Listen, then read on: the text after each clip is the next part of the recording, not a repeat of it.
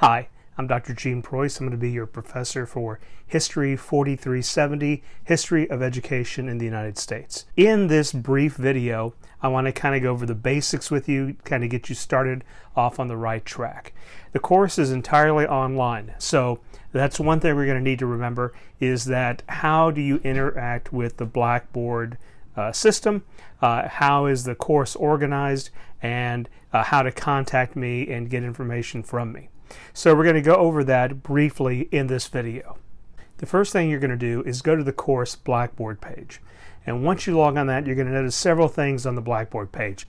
Look at the organization, the syllabus, and other basic information you're going to need to get started in the course, and to units and assignments, and then into email and help, and your grades, of course. And so all of that is organized there on the left-hand side, and that's, as you drill into that, it's going to take you into specific folders.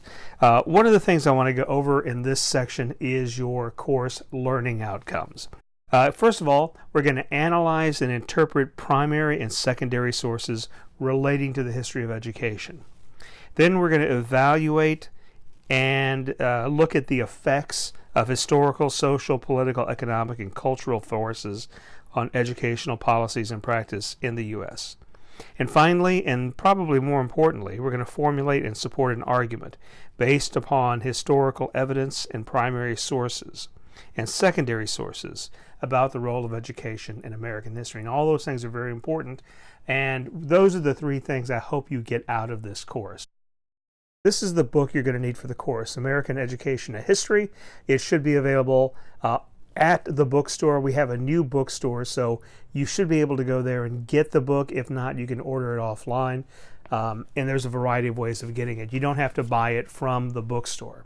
There's also other things you're going to be reading and doing throughout the course, so be prepared for that.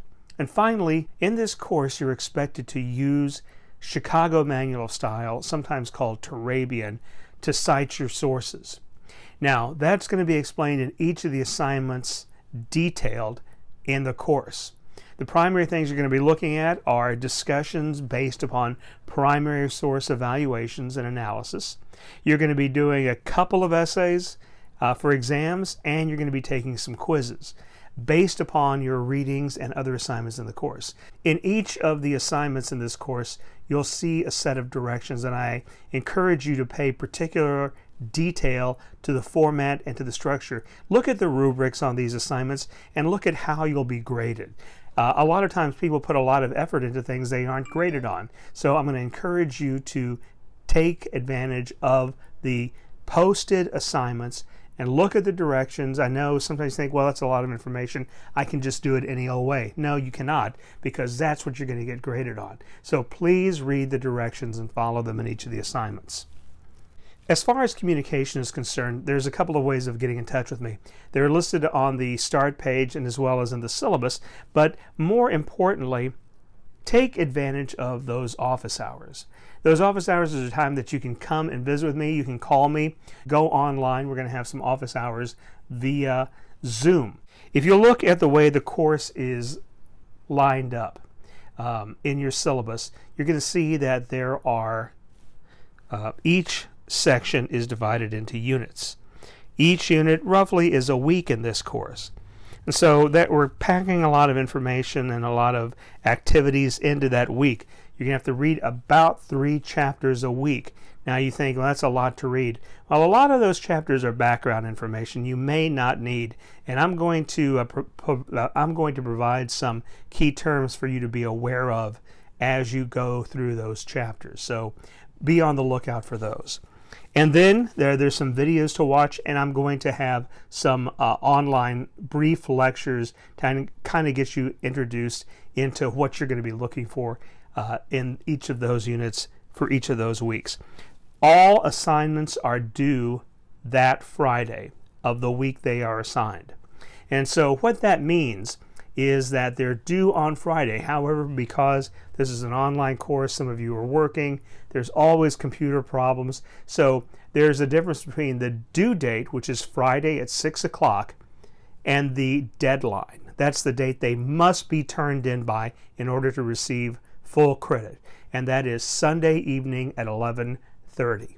So If something goes wrong, you have a couple of days to get it fixed and turn it in. In each of those turn it in options, you're going to get a receipt that will pop up that says, yes, your course was submitted.